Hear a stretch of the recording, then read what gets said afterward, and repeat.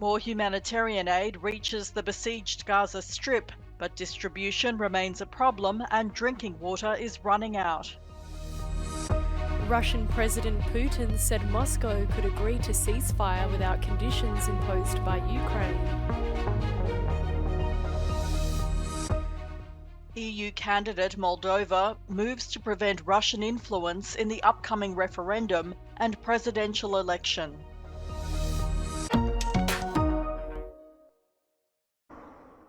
Humanitarian aid falls from the sky into war-torn Gaza.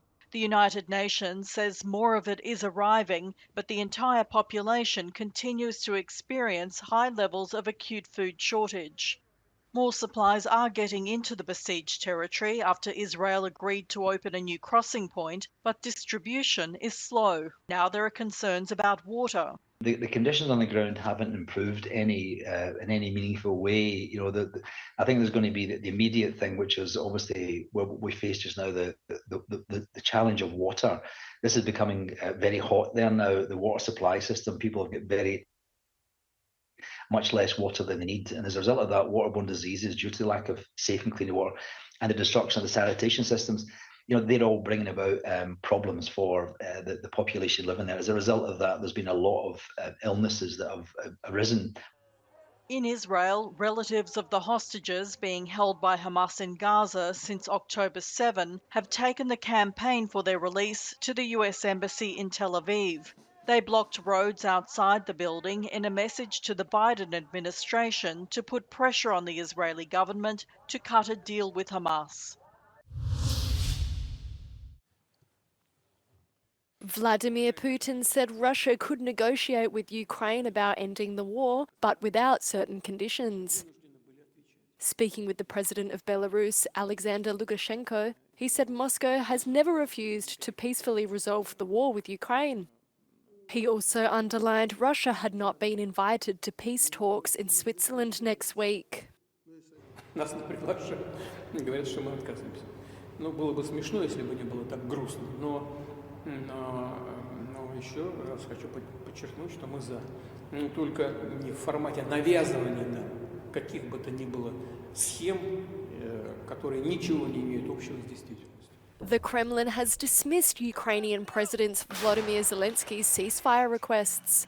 This includes Moscow pulling back troops, paying compensation to Ukraine, and facing an international tribunal. Speaking from the Lithuanian capital at a Three Seas Initiative summit, Zelensky warned European leaders that a lack of assistance could lead to further casualties and an ongoing conflict.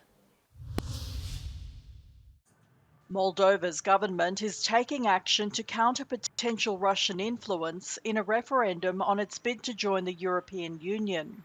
Its newly created Centre for Strategic Communication is designed to react to so-called misinformation campaigns and fend off efforts to bribe the electorate. The EU believes Russia is pouring money into the country. Šie veidi, kā naudu mēģina iesūtīt, ir ļoti radoši. Tur bija viss sākot ar skaidrs naudas vešanu tieši zem juridiski atļautās robežas, nu, proti, līdz 10 000 eiro naudas. Nauda nav jādeklarē, vedot pāri robežai, attiecīgi bija reisi, kuros šādu vedēju bija. The vote is expected to take place in October. Polls suggest a majority of Moldovans want to join the bloc. However, opinions are mixed. Двумя руками за то, чтобы наша Молдова процвела в Европейском Союзе, как и латвийские страны, как и все бывшие страны Советского Союза, пространства. Все-таки мы отличаемся от стран из Европейского Союза, и интеграция будет сложна для людей, и нужно будет перестраивать все в стране. Это, я думаю, что не самый лучший вариант. Moldova's pro-EU president is standing for re-election later this year. Maya Sandu's allies have raised fears Russia will try to influence that ballot. Moscow opposes its former Soviet-era ally joining the EU, but has dismissed allegations of political interference.